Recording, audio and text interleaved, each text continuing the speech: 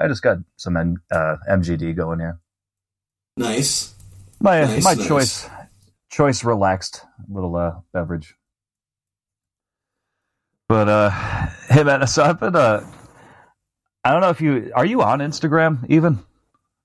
I used to be. I still have an account. I just haven't used it in ages because I'm just really, I haven't been doing shit with my life where I want to take pictures of it. So I'm more in the text-based, I definitely look at things a lot more than I post. It's just anything. like I'm always doing the same thing. So every day, what am I going to take a picture of like me working on the computer? Hey, yeah. But so what did you see on there? Well, I've been following this page on there called Influencers in the Wild, and it's incredibly amusing because it's all like I saw one earlier today, whereas this woman is on the beach in a bikini, like there's her friend there taking video of her on her phone, and she's on her back in the sand with her ankles in her hands and just like trying their best to like wriggle her ass up and down in the sand like some weird reverse twerk. But you're not seeing the perspective from her friend actually filming the video. It's someone else is filming the two of them from far away in a group. They're just like, what the fuck are you doing? So it's like looking for people while they're making their content. Yeah. It's amazing. And how ridiculous. Oh, that's good. Yeah, hell yeah. Yeah, it looks so goofy. And there's also like plenty of like blooper ones where there's weirdly enough, there's a lot on the beach. I guess that makes sense. But I saw another one where it was from the perspective of the chick filming herself. But she's just like talking about like, you just have to let the water gently cleanse your soul, and it's like, and all of a sudden this rogue fucking wave just like, it's just nothing but water. I feel like that's like the universe, man. You dumb fucking influencers, go get a job. I mean, hey, if you can make money doing dumb shit like that, I guess all power to you. But no, I agree with that idea. Like, if you can, certainly looks silly. Well, I agree. If you can, I just think it's like a funny phenomenon as we sit here and we make a podcast that I'm very proud that we don't promote all that much. We're not looking for approval. You know, except people see that there's like 10 people who are doing really well on YouTube and they go, I got a camera, I can do that too. But you're not accounting for the 200 million people who are failing doing the same fucking thing that you're doing. You're just looking at the 10 people who fucking made it with themselves. Like, well, if those 10 people can do it, of course I can. Right. Well, no, how about if 200 million people are failing at it, you'll probably fail too. That's another way you can look at it. Well, yeah, because those 10 people that you're looking at, probably, I mean, I don't want to make a blanket statement because I'm sure I know that there's plenty of people that, you know, YouTubers and all that work very hard and all that, so I'm not shitting on them.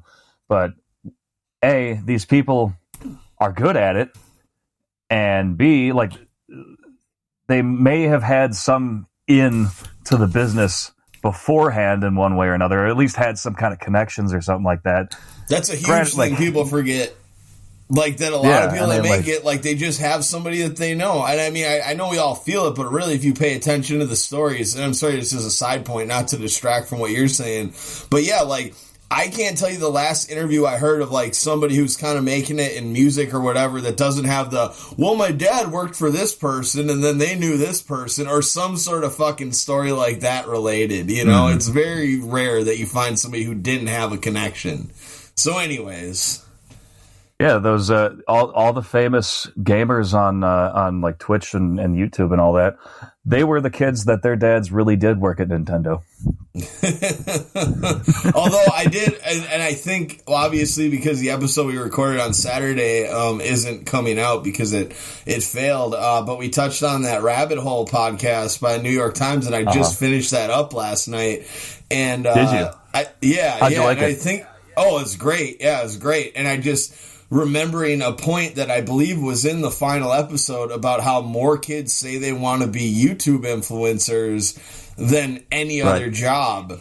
And this is what, like, just to piggyback on what you said, like, it can be hard work, and not to hate on these people. I'm not saying it's not hard work. What I'm actually trying to say, I believe that it is really hard work, and a lot of people are fooling themselves into thinking that they're going to arrive at these riches, just because of, like, making a video or whatever. So I'm just actually, when I say, like, get a job, I'm obviously being a little bit funny, tongue in cheek, but I'm also saying, like, yeah, you honestly probably make more and work just as hard if you just, thought about maybe, like, going into, more traditional forms of employment rather than thinking, especially when you hit a number where more people want to do that than anything.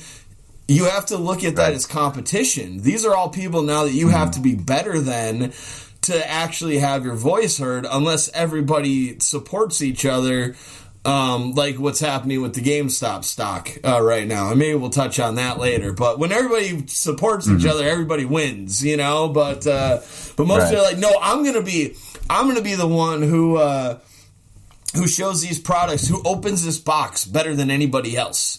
Get the fuck out of here, opening boxes, you motherfuckers. Now, that's not hard work. That's just stupid. Well, I mean, lucky for us, not many other people do podcasts. So, we're pretty clear. Nobody does podcasts. Well, I made the joke of that at the outset of this whole thing, But luckily for us, we can't be assholes because we don't promote the hell out of ourselves. We're just making it, and we'll be here. There's going to be an episode every week. There might be 2 episodes some week. It's probably going to happen this week, and... Could be. And it doesn't matter whether you listen or not. This is going to be there every week. So go fuck yourself. Don't really, but listen. And if you don't, I don't care either. We do love you, though. Thanks for tuning in if you are. Yeah. I fuck myself probably 2 or 3 times a day, so it's all good, We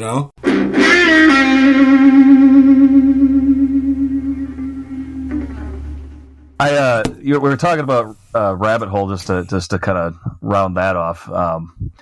So in the episode that got fucked up, I talked about that QAnon lady and like how she realized after getting sucked into it for a few months that she saw like a post that was all Bible verses, and she immediately flipped. It was like, this is just advertising. Like this has all been a lie. And now that you heard it, I'm just curious if you got like any insights on that.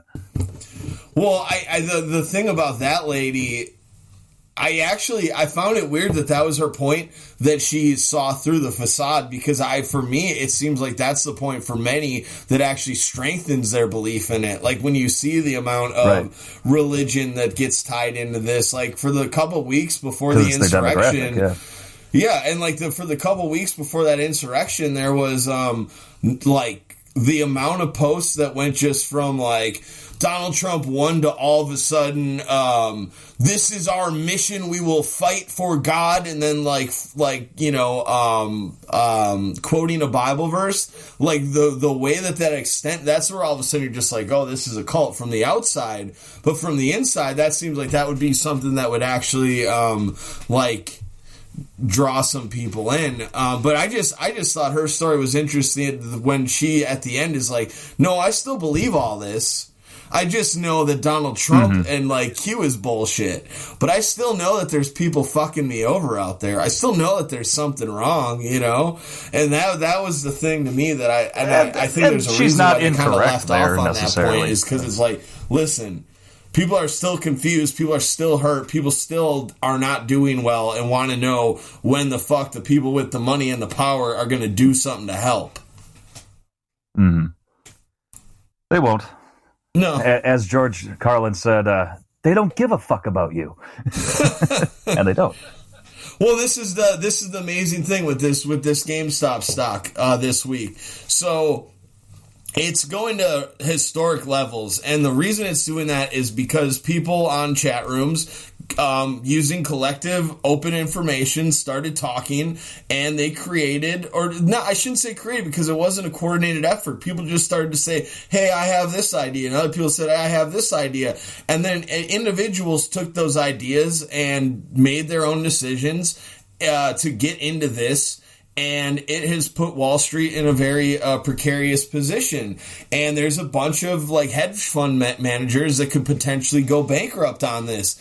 But it's like 3 billionaires are going to go bankrupt, but there's going to be like 2 million plus individuals that are going to have new money to spend in the economy. And I can't think of anything better for the economy than that. That is free market economics, like working out. Oh, that's way better. Exactly, but here's the bullshit, because this, again, they don't want to help out, is all these like funds now are trying to talk about the people who have been involved in this trade as hackers, as a mob, as people who are trying to, take down the system.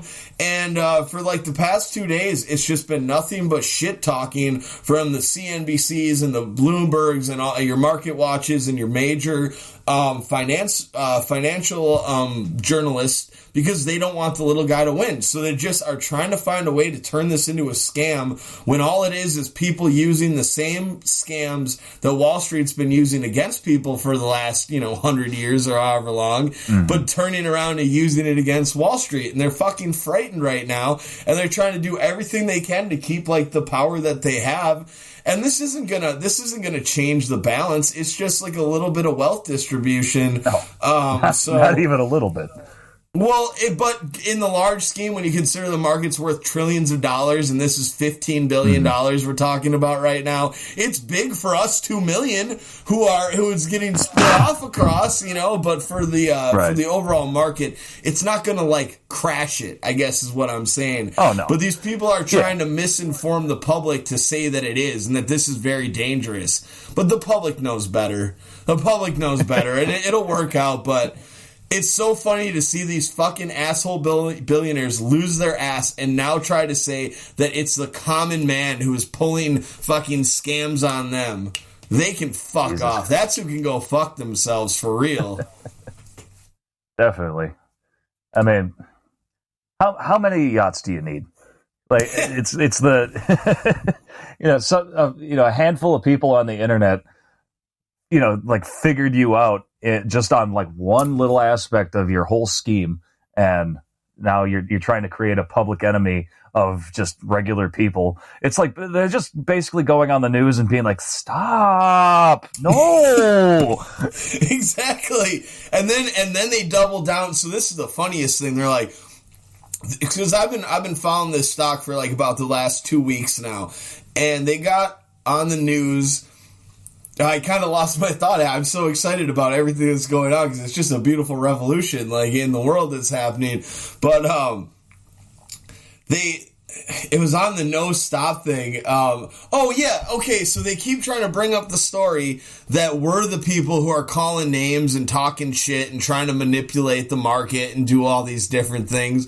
But for the weeks before this really took off, they're on every fucking message board. They're writing articles.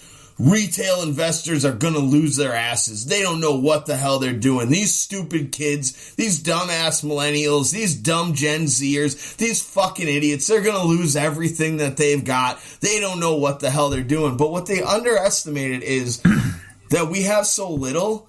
Nobody is afraid to lose their $1,000, $5,000 that they've saved over the past fucking 15 years of their lives. Like when they should have been able to have a career coming out of college, like myself. Like if I would have went to a 4-year school, I would have gotten out in 2008, like a lot of my friends did. Come out of school with huge loans, have the financial markets crash, end up working as a waiter, and having to pay back your student loans, sunk like fucking crazy, all because of these fucking like money managers doing a fucking terrible job at what they do, and now they're mad. Now they're mad that the fucking game got fucking figured out on them, and they want to go fucking crying about it, and then make us to be the evil, us regular people to be the evil market or the market manipulators, when I'm saying, like, they can go on TV 20 times a day for the next 2 weeks, but for the weeks leading up to this, for months leading up to this, it's just, these kids are idiots. These kids are idiots. And now they're finding out who the fucking idiots are.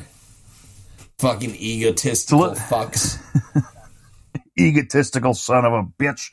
Yeah. It's a little ironic that Don't you think? You said that you guys figured out their game, and it took. Well, I didn't GameStop figure to it do out. so. I jumped on the bandwagon. Let's be very fucking clear about that. But like, I figured I didn't think you were a mastermind. Since I've been in the game, I've understood the game. But by no means do